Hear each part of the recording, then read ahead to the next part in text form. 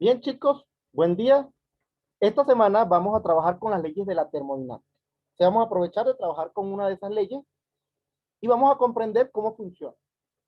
Si comprendemos bien su funcionamiento, vamos a entender muy bien cómo resolver ejercicios. Fíjense bien, nosotros sabemos y conocemos que el cambio de temperatura de cualquier elemento genera un cambio en él.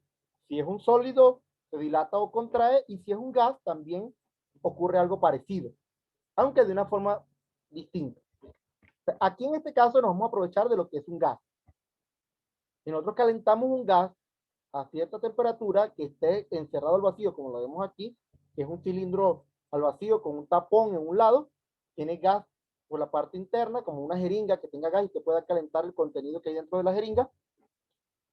Y cuando se calienta el gas, genera una fuerza hidráulica hacia afuera.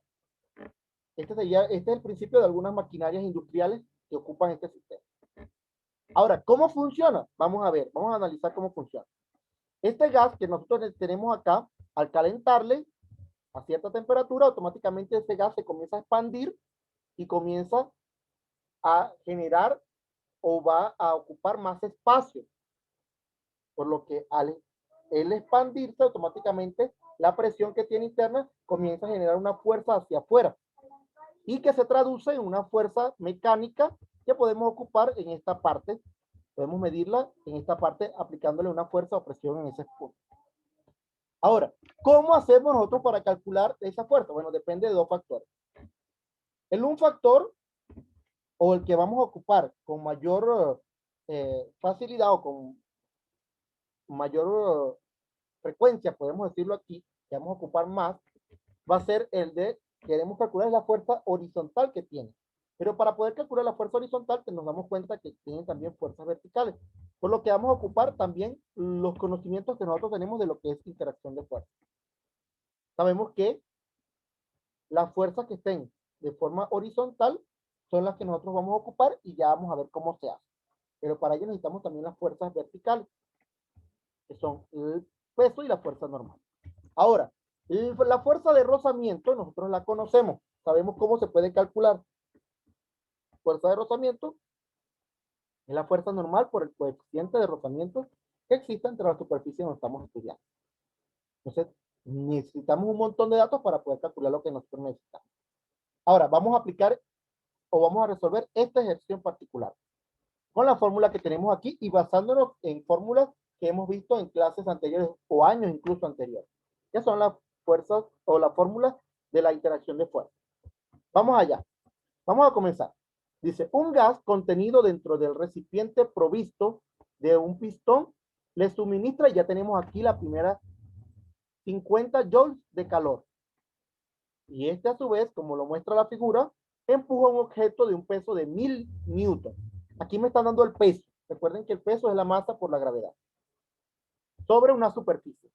El coeficiente de rozamiento, o sea, mu, esa U curvita, vale 0.2, no tiene unidad. Y el bloque se desplaza con una velocidad constante a una distancia de 0.50 metros. Aquí está la distancia que él recorre. O sea, lo que pudo mover ese bloque. Determine la variación de energía interna del gas, o sea, vamos a ocupar la fórmula que estamos ubicando, que es la fórmula de la primera ley de la termodinámica, suponiendo que la fricción entre el émbolo y el cilindro es despreciable. O sea, la fricción entre el émbolo aquí, cuando estamos viendo este de acá, el que vamos a ocupar es la fricción que existe sobre el bloque que estamos moviendo. Pero sobre el émbolo, que es el tapón que no deja salir el gas de ahí dentro, dice que es despreciable. Ese no lo vamos a tomar en cuenta. Entonces vamos a comenzar a sacar una lista de datos. Entonces, me dan el primer dato, me dicen 50 joules de calor. La cantidad de calor, 50 joules. Ahí está el primer dato.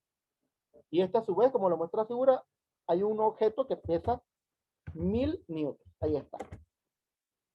El coeficiente de rozamiento, como les dije, es ese mu, una U curvita. Yo la voy a escribir como una U, pero en realidad es así. Este se llama mu. Bien, yo la voy a establecer aquí con una U normal. Vale 0.2, ella no tiene ningún tipo de unidad. Luego me dicen que tiene una distancia, vamos a colocarla como X, ya que la vamos a ocupar esta forma, que sería 0.50 metros. Esos son los datos que me están dando. Ahora, para yo poder ocupar este que tengo acá, está bastante fácil. Yo lo que tengo que utilizar es la variación de la energía, que es lo que yo voy a calcular, la primera parte, y lo que vamos a hacer es simplemente obtener Q, que ya lo tengo, son 50 joules, menos el trabajo que se va a realizar. Aquí es donde está el trabajo, o lo que valga la redundancia, lo más difícil del problema, calcular cuánto vale W, que es el trabajo a realizar. Entonces, primero que nada, para poder establecer a W, nosotros sabemos que W lo vamos a calcular con la fórmula, vamos a ponerla por aquí abajo, va a ser igual a la fuerza multiplicado por la diferencia de movimiento que tiene o de distancia, que vamos a llamar X en este caso, X, por el coseno del ángulo que se forma. Ahí está. Esa es la fórmula que nosotros vamos a ocupar. Ese ángulo vale 0 grados en este problema, ya que no hay ningún tipo de ángulo, estamos viendo de forma horizontal, no hay un ángulo generado. Entonces vamos a comenzar a calcular.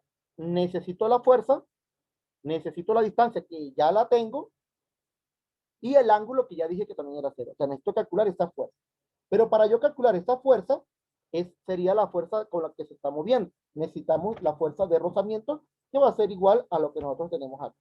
Que para poder calcular la fuerza de rozamiento, nosotros primero necesitamos saber cuánto vale la fuerza normal. Nos damos cuenta que la fuerza normal, simplemente cuando está en equilibrio, cuando está sobre una superficie cualquiera, la fuerza normal y el peso valen lo mismo. Por lo que automáticamente nosotros vamos a decir en este problema que la fuerza normal es igual al peso. Y como el peso ya me lo dieron, me dicen que vale 1000 newtons, entonces automáticamente la fuerza normal son 1000 newtons. Ahí está. Ya tengo uno de los primeros datos sin hacer ningún tipo de cálculo. Simplemente utilizando ecuaciones de interacciones de fuerza. Luego que yo tenga eso, me doy cuenta que la fuerza de rozamiento la vamos a calcular con coeficiente de rozamiento por la fuerza normal. Entonces, fuerza de rozamiento va a ser igual. Coeficiente de rozamiento, 0.2. Por fuerza normal, 1000 newtons. Esto me da coeficiente de rozamiento entre las superficies. O sea, 0.2 por 1000 me da como resultado 200. O sea que hay 200 newtons de fuerza de rozamiento. Ahí está. Ya teniendo la fuerza de rozamiento, nosotros vamos a calcular ahora ese trabajo. Ya yo tengo la fuerza que yo voy a ocupar. Son esos 200 newtons. Ahora simplemente calculamos el trabajo.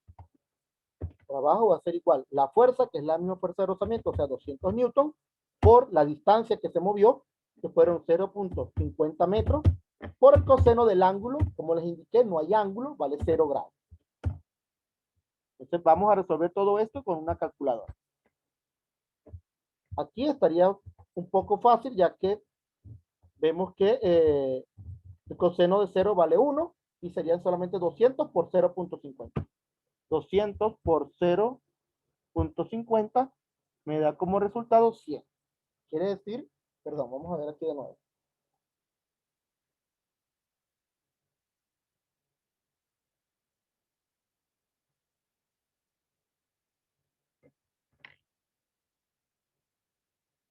Tenemos 0.50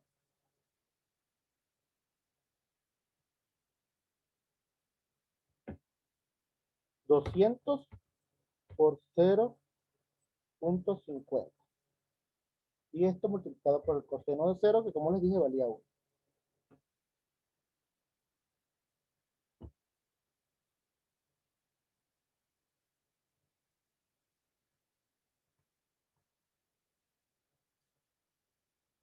Bien, ¿qué es lo que pasa aquí? Automáticamente nos damos cuenta que el desplazamiento fueron 0.50 multiplicados por los 200 newtons de fuerza, me da que el trabajo serían 100 y la unidad para el trabajo, recordemos que son joules, o sea, newton por metro serían joules.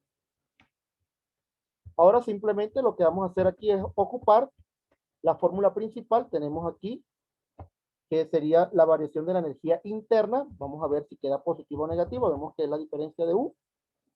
Vamos a colocarle esta diferencia y una U mayúscula.